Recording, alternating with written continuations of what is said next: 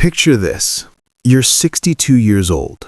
It's Tuesday morning. You're sitting at your kitchen table, the same table you've had for 28 years, and you just got the property tax bill.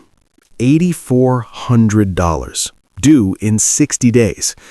Your checking account has $11,200 in it.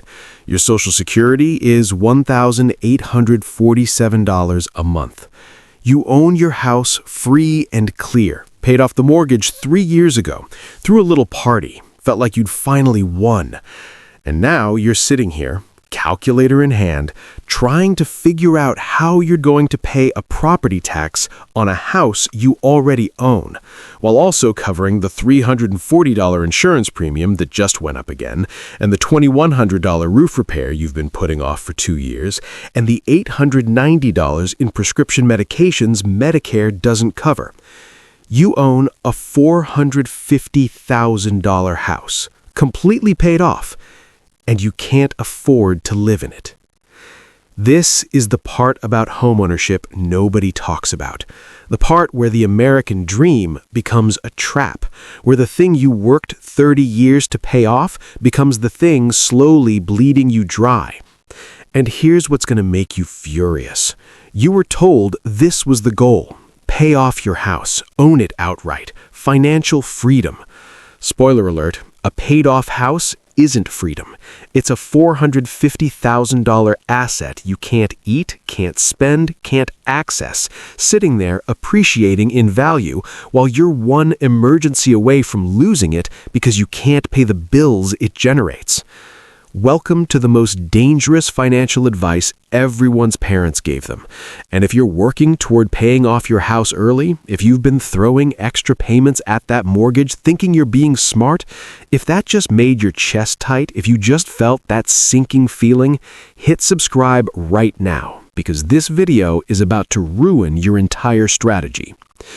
Let's talk about why the wealthiest people in America would never, ever pay off their house, and why you're being sold a dream that's designed to keep you poor.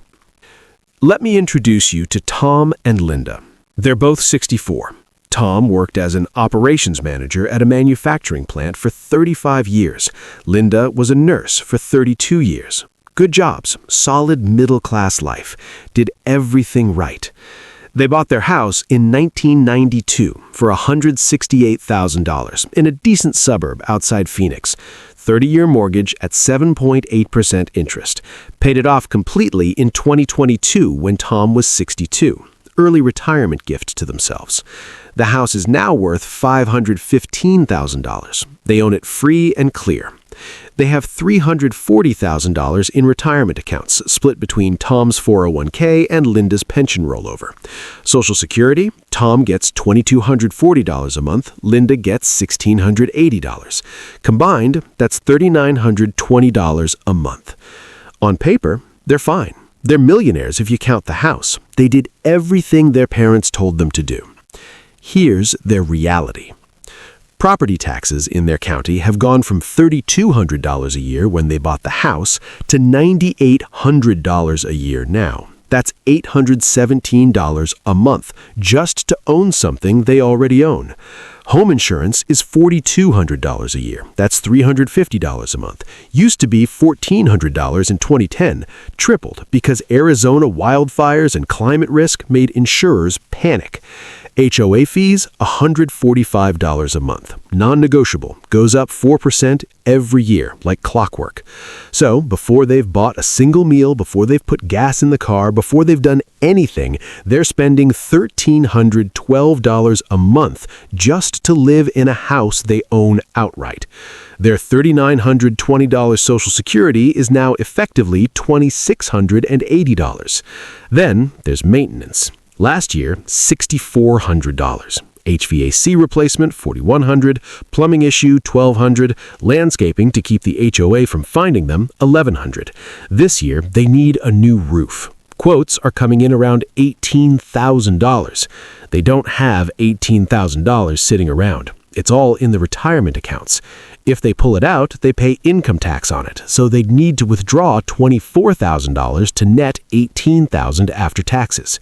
Their $340,000 retirement fund just became $316,000. And they're 64. That money was supposed to last 25 years. They just burned nearly 2 years of funds on a roof. Here's the thing that's going to make you furious. Their house appreciated $347,000 since they bought it, but they can't access any of that money without selling the house or taking out a loan against it, which would mean going back into debt on a house they spent 30 years paying off. Tom and Linda are equity rich and cash poor. They own a $500,000 asset they can't use while they ration their prescription medications and haven't taken a vacation in 4 years. This is the paid-off house trap, and it's not rare. It's the retirement plan for tens of millions of Americans who are about to discover that owning your home free and clear means you own an expensive, illiquid, appreciating asset that costs a fortune to maintain and generates zero income. You worked your whole life to own something that now owns you. Let's talk about what nobody explains when they tell you to pay off your house. A house is not an investment. It's a liability that happens to appreciate. Here's the difference. An investment generates cash flow. Dividend stocks pay you quarterly. Rental properties generate monthly rent. A business produces profit. These are assets that put money in your pocket. Your primary residence, it takes money out of your pocket every single month. Property taxes, insurance, maintenance, utilities, repairs, HOA fees. It doesn't matter if it's paid off or not, it's consuming cash. But it's appreciating in value. Yeah, so's a Rolex. Doesn't mean it's making you money while it sits in your closet. The average American homeowner spends about 2.5% of their home's value per year on maintenance, taxes, and insurance. For Tom and Linda's $515,000 house, that's $12,875 a year, $1,073 a month. When you have a mortgage, you kind of expect the bleeding. You're paying the bank. But when it's paid off, that $1,073 a month feels like a scam. You already paid for this thing. Why are you still paying? Because a house isn't a one-time purchase. It's a subscription service to property taxes, insurance, and entropy. And here's where it gets really fun. The more your house appreciates, the more expensive it becomes to own. Tom and Linda's property taxes are based on assessed value. When their house was $280,000 in 2010, they paid $4,200 a year. Now it's worth $515,000 and they pay $9,800. Their house appreciated, which is supposed to be good, and now they're being punished for it with a 133% tax increase. Congratulations, your house went up in value. Here's a bill you can't afford. This is the perverse incentive nobody talks about. In a paid-off house, appreciation is actually bad for your cash flow if you're not selling. You're getting wealthier on paper while getting poorer in reality. But here's what the wealthy know that you don't. Rich people don't pay off their houses, ever. You think Elon Musk pays cash for real estate? You think Jeff Bezos is sitting there making extra principal payments trying to get his mortgage down to zero? Hell no. They borrow as much as they possibly can at the lowest rate they can get, and then they invest the difference in assets that actually make money. Let me show you the math that'll make you sick. Let's say you have $300,000. You're buying a $500,000 house. Option 1, pay cash, own it free and clear. You put down $300,000, take a small $200,000 mortgage at 6.5%. Pay it off aggressively in 7 years. After 7 years, you own a $500,000 house. Let's assume no appreciation for simplicity. You spend $300,000 down, plus $200,000 mortgage, plus $52,000 in interest equals $552,000 total. You have zero liquidity. All your money is in the house. Option 2, put down 20% and invest the rest. You put down $100,000, take a $400,000 mortgage at 6.5%, 30-year term. Payment, $2,528 a month. You invest the other $200,000 in an index fund averaging 10% annually. After 7 years, You still owe $350,000 on the house. Your investment account is worth $389,000. Your net position, $500,000 house, plus $389,000 investments, minus $350,000 mortgage. Net worth, $539,000. Option 1, $500,000 net worth, zero liquidity. Option 2, $539,000 net worth, $389,000 liquid. You're $39,000 wealthier, and you have almost $400,000 in cash you can actually use. That's why rich people keep mortgages. Leverage is a wealth-building tool if you know how to use it. But we've been sold the Dave Ramsey version of home ownership. Debt is bad. Pay off your house. Be free. That advice works if you're financially reckless and need the forced savings of a mortgage payoff to keep you from blowing money. But if you're disciplined, if you can invest the difference, paying off your house early is one of the worst financial decisions you can make. You're taking liquidity, the single most valuable thing you can have in a financial emergency, and converting it into equity you can't touch. Let's talk about the nightmare scenario that's playing out right now across America. You're 68 years old. You paid off your house. You have $280,000 in retirement savings. Your house is worth $620,000. You're a millionaire. You get diagnosed with something serious. The treatment is going to cost $80,000 out of pocket after Medicare. You don't have $80,000 in cash. It's all in the retirement account or the house. Option 1, pull $105,000 from your 401k to net $80,000 after taxes.